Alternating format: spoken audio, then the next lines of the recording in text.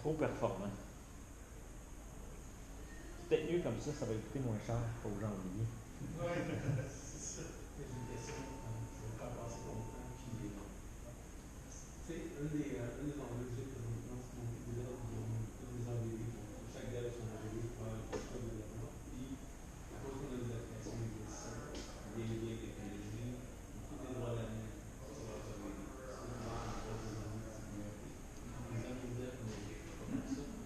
Puis, la question qu'on pose, si je suis dans l'environnement de tout mon legacy, je suis juste en train de terminer, je suis capable d'être capable de développer avec du studio, d'être juste en train de terminer, puis de avoir des besoins des droits d'admin pour les AVD. Moi, je fais toujours la question distancielle qui dit si, en plus, si c'est sur les AVD, c'est quoi dans les qui ont accès à quoi, à installer ce qu'ils veulent sur les machines? Ben, techniquement, oui, il faut avoir quelque chose qui, vu qu'ils ont plus les accès, pour avoir un payload qui embarque, pour être capable d'attaquer la machine. Et sur le réseau interne, on a beau essayer de s'alimenter. Sure. S'il n'y a pas les droits d'admin, on va se sentir même mieux. Okay. Il y a beaucoup d'applications maintenant, VS Code, tout ça, que ça s'installe sans Internet. Fait que là, même si tu les barrais, il pourrait s'installer les enfants pareils. On le connaît pour travailler là-dessus. Okay. Moi, je suis vraiment juste sur les droits admin. Les droits admin, oui, c'est ça. Tu vas toujours avoir, ça c'est la bataille constante entre le bien et le mal. Même avec container. Ben, c'est parce que si tu installes un Docker sur ton AVD, tu dis que tu veux qu'il crée des containers locaux pour travailler. En fait, tu pourrais, avec Docker, tu as besoin d'être admin pour installer Docker, correct? Puis après ça, pour le partir de l'éteindre, il faut que tu sois dans le groupe Docker Administrator. Il y a un groupe sur la machine. À ce moment-là, tu es là de gérer Docker. Ou tu installes, c'est pas là pour pas de man que tu n'as pas besoin d'être, il n'y a pas besoin d'admin pour rouler ça. Puis tu peux rouler des containers locaux. Ça va rouler des containers locaux, mais là, tu vas te retrouver avec le même problème. C'est-à-dire qu'ils peuvent downloader n'importe quel container, puis dans le container, ils peuvent avoir n'importe quoi. DevTest Lab, ça existe encore? Ça répondrait-tu au problème? Mais là, c'est parce que, tu sais, ils vont dire, j'ai besoin d'une instance qui va avoir ça dedans. Ouais. Correct, tu les préinstalles avec des affaires. C'est parce que. Parce que DevTest Lab, c'était ça l'idée, c'est que tu as un environnement qui est créé, puis que là, tu peux le domper là avec tout ce qui est supposé avoir de besoin, puis il ne peut pas rien faire d'autre. Mais je ne sais pas si ça existe encore. Moi, je vais vous dire là, que si tu es un ado, tu es capable de craquer toutes les affaires de sécurité dans ta maison, tu vas être capable de rouler des applications. Mieux sur ton téléphone. Un développeur, ça meurt en faire. Okay?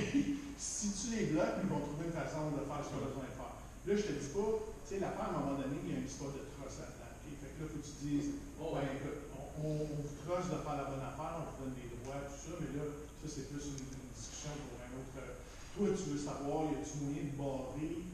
L'affaire, c'est que tu peux aussi, à la limite, je pense, dans Docker, je ne suis pas exactement certain, mais je pense que tu peux aussi limiter les images qu'on doit télécharger. Donc là, tu pourrais dire, tu as juste le droit de télécharger Ubuntu ou Patente aussi, tout ça. Par contre, quand tu downloads un OS, tu as downloadé un OS. Fait que tu as downloadé un Ubuntu local. Fait que là, s'ils font apt install, ils peuvent installer n'importe quoi dans le minute. Puis là, ben, ils se retrouvent quand même, tu sais, c'est pas facile. Là, ils peuvent se connecter avec son user privé. Puis... comme je te dis, il y a tellement de façons de passer à travers. Là. Mais tu sais, je comprends qu'est-ce que tu essaies. Moi, je le placerais plus comme une meilleure façon de travailler que de travailler dans Visual Studio, mettons, local, où est-ce que tu développes une application que tu roules local, roule l'application dans un container, comme ça, tu peux la débugger dans le container, Visual Studio te permet de faire ces affaires-là.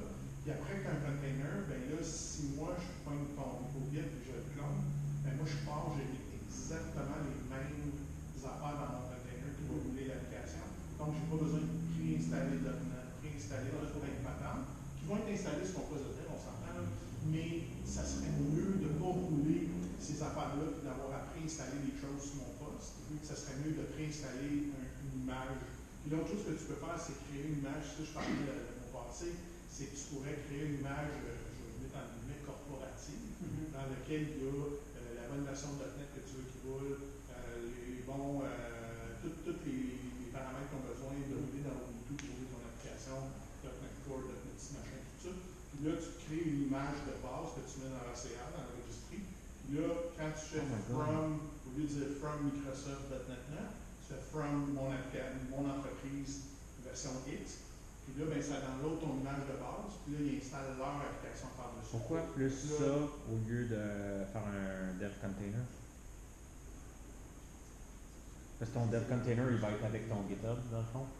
Oui, mais ce que je dis, c'est que si tu préfais une image avec tes affaires dedans, t'enlèves tout, il t'enlève tout le download l'image de base, installe tous les cossins, toutes les affaires. Oh, oui, mais t'as pas besoin de faire ça. Si t'as pas besoin de faire ça, là, si quand tu fais ton image, ça prend 3 secondes, au lieu de 33 minutes, ben c'est mieux. Si je suis un développeur, moi, là, je peux faire bien mieux prendre 3 secondes, faire mon image que prendre 3 minutes. Ça, c'est moi. Okay? Moi, si je suis un développeur. Mais en faisant ça, tu peux mettre tes standards d'entreprise. Tu peux dire, on roule .NET 10, telle version, la PIN, on roule avec ça dans le container, on peut mettons là, tu veux pas qu'il passe par, tu peux mettre un host file et dire, je veux barrer, mettons, pour qu'il fasse du NuGet dans le container, je vais barrer mon host file pour dire que ces affaires-là, ça fait un loopback, tout ça. Tu sais, tu pourrais la hardener à ton goût, l'image, puis dire, ben ça, c'est l'image de base. À chaque fois qu'on fait un from, on part de cette image-là. Okay? Fait que là, de cette façon-là, au moins, tu sais que quand moi, je prends le container et je le download, ben, cette image-là, je devrais déjà l'avoir de base parce que c'est toute l'image de base qu'on fait. Puis après ça, c'est juste mon application qui me parle dessus. Je le roule, puis je peux le rouler local, puis ça va très bien, il n'y a pas d'enjeu. Puis après ça, l'avantage comme ça, c'est que comme on est là, ben, si tu veux faire du ACA plus tard ou tout ça, ben, l'image que je fais pour l'application A, ben, moi, je la pose dans l'ACR. Puis là, après ça, ben, on la consomme dans l'ACR pour faire nos affaires. On peut tout tester avec ces affaires-là.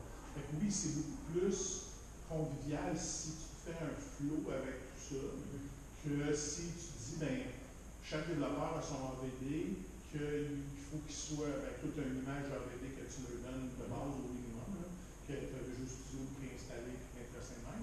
Mais après ça, ben, il préinstalle d'autres affaires que les autres ont besoin ou qui ont besoin. L'éditeur qui est à faire. Fait que.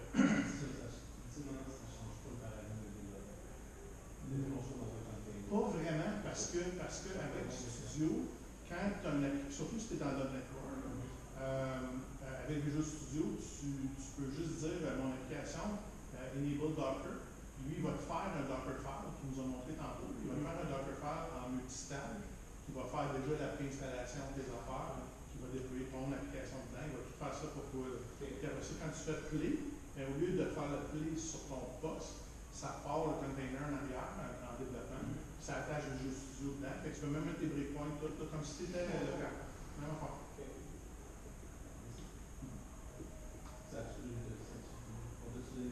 Ils ont pas jamais. Mais c'est une question qu'Azure, le front-end d'Azure, il y a de la cache aussi. À un moment donné, lui, il a besoin aussi de. Il a besoin d'un break aussi, des fois, quand tu fais des choses avec toi. Ouais, mais moi, je suis déçu parce qu'il devrait être à zéro. Il est à 1, fait que je comprends pas. Je pense que c'est lui qui était à. Ok. Mais oui, ça l'a pris beaucoup plus que 10 secondes pendant que tu parlais. Il était à 5 pendant ce temps.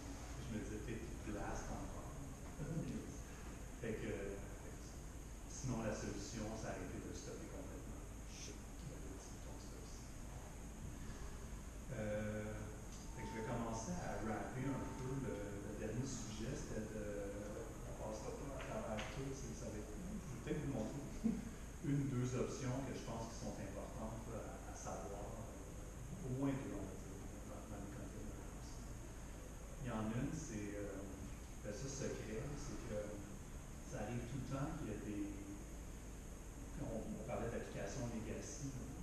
Si vous avez une application, fait que je vais par l'inverse, dans Azure, on essaie le moins possible d'utiliser des usernames passwords, même pour se connecter à Azure.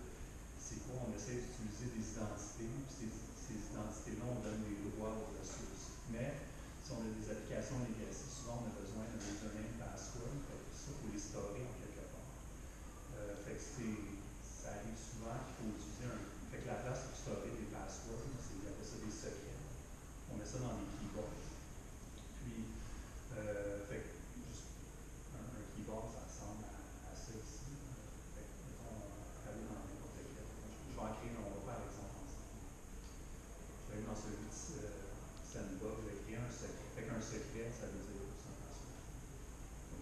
Quand tu as déployé ton container apps, tu n'as pas déployé une keyboard.